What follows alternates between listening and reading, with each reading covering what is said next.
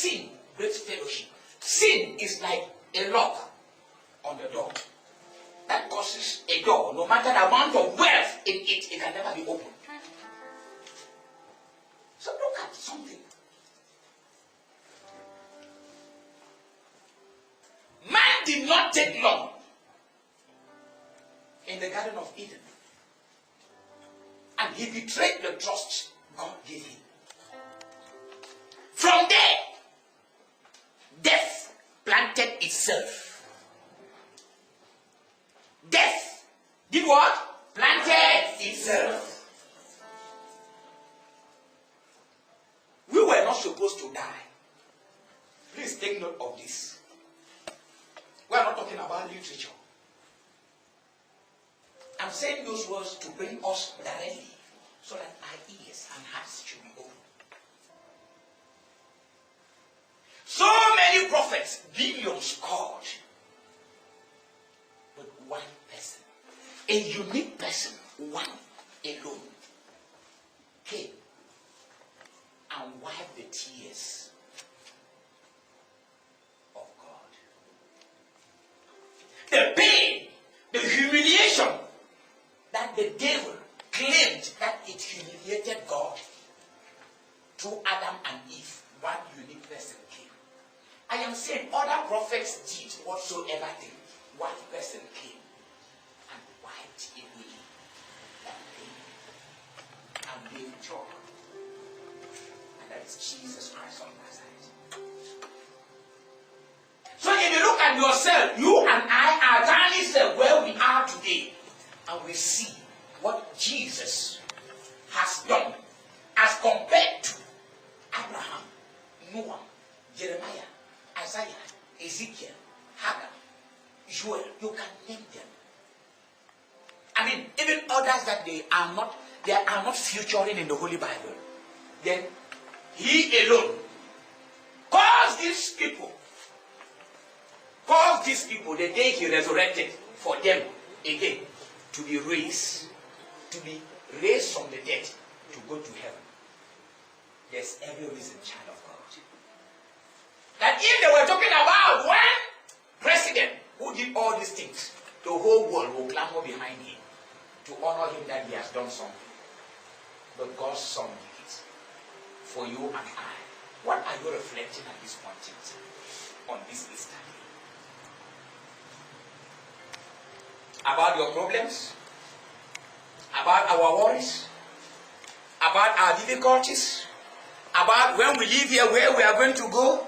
Or about the works of our Lord and our Savior Jesus Christ, in which, let me tell you something, in which he has called you and I, not just to be in this world, but to be a partaker. I mean, share by giving us a mandate as born-again Christians, as evangelists, as prophets, as prophetess, as apostles, as pastors, as priests. I mean, to partake. We cannot understand.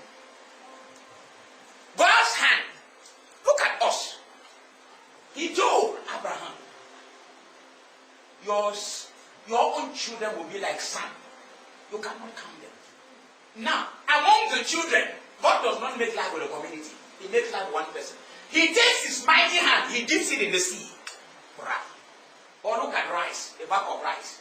You cannot cook all. Is that not true? Yes. You take a certain quantity. Am I talking to children of God? Yes. Whether you want to eat all, a stranger may come.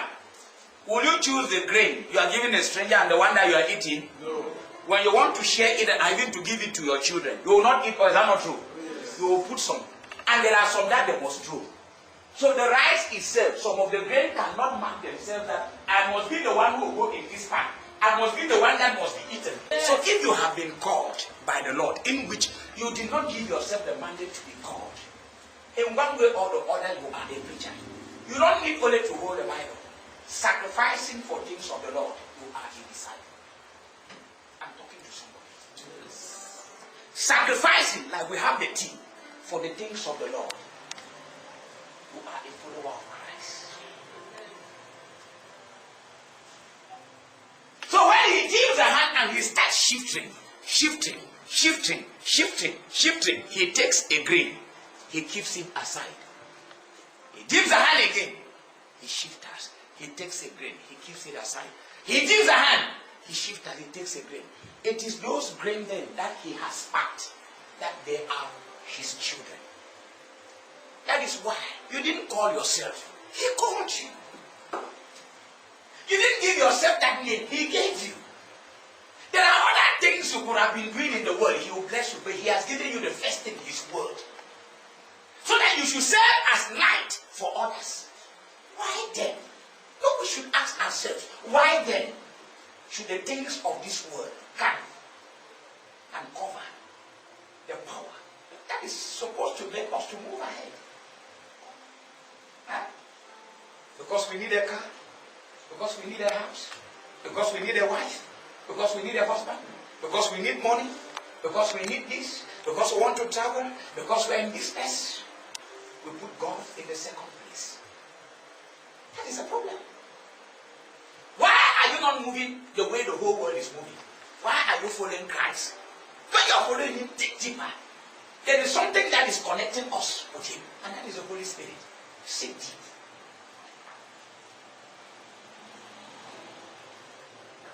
Please reflect more and more on yourself, your spiritual life, and everything around you. And when they tell us this most of the time, the first thing that the enemy draws us is to see the word pain. And which is totally wrong. To see the word pain and not the power and the handwork of God in our lives. So if God was to die, he was supposed to be killed when he was doing what? Creating the world. So God sacrificed in creating the world even before sending his own lone son Christ to die for us. He sacrificed in doing what? Creating the world.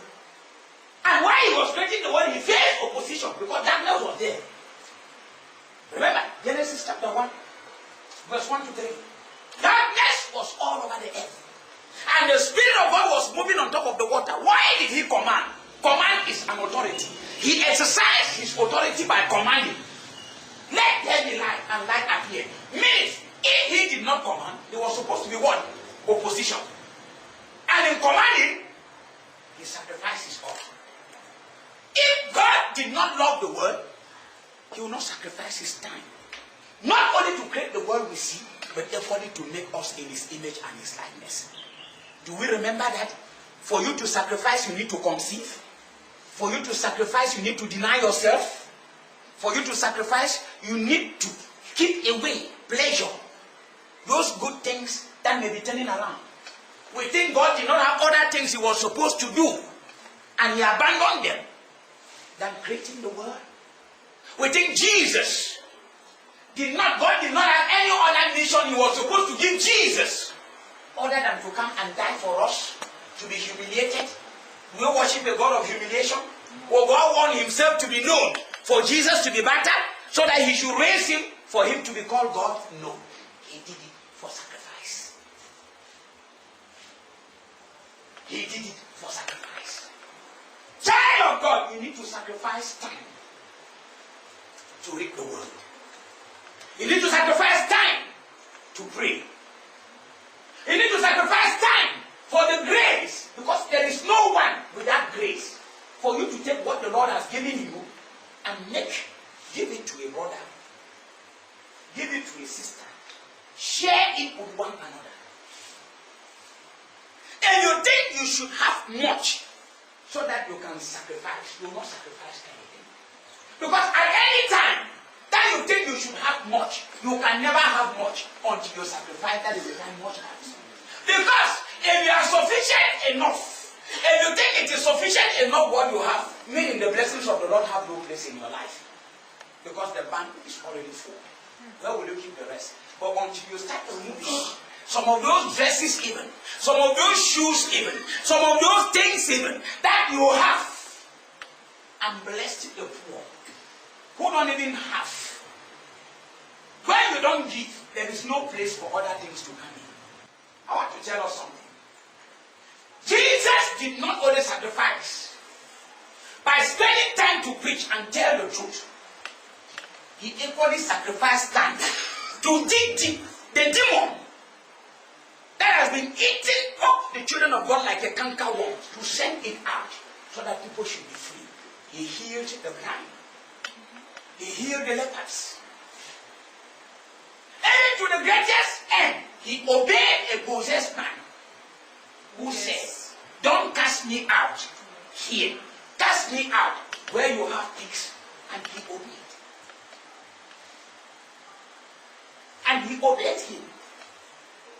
And he said, yes, what you have said. Since this is what you want, I'll sacrifice time and do it so that you should be happy. John 3:16 says, for God so loved the world that he gave his only begotten Son, that whosoever believes in him will not perish, will not die, but will have an everlasting life. But now, God can give. God gave. If the Son says he will not do it. Meaning, Jesus did not only obey God. Jesus did not only obey God by doing what God has said, but he went beyond obeying him by pleasing him. Let me show this is a demonstration.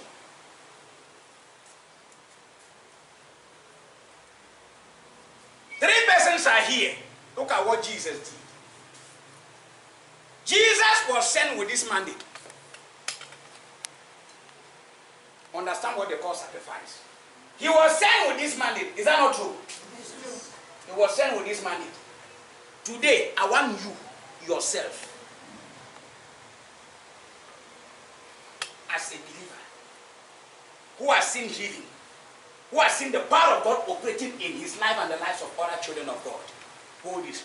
Whether it is this or this that Jesus brought as victory. He brought what? Can we clap for Jesus?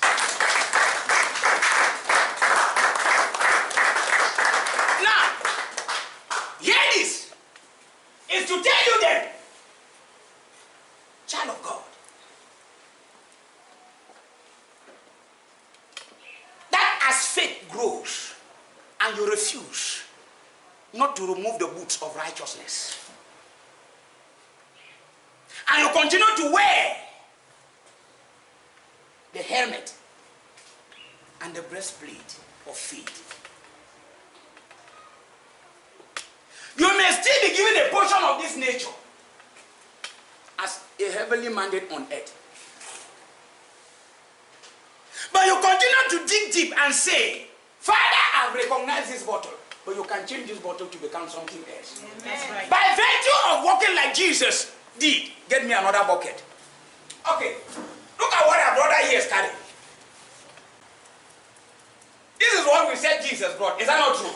Yes. But look at what Jesus himself did. After bringing this God is a wonderful God. He went back before he left. In John 14, 12 to 14, he said, those who believe in me, they will do greater things. Meaning this is what he has done. He expects you and I to do this.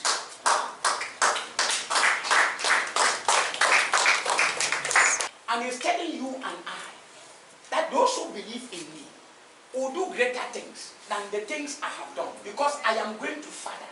And whatsoever thing they ask, my Father will give because of me. Now, those who believe in me will do greater things. Meaning, if this is this, they will advance more than him. Amen. Am I talking to children of God? Oh, yes. This is where then we find ourselves.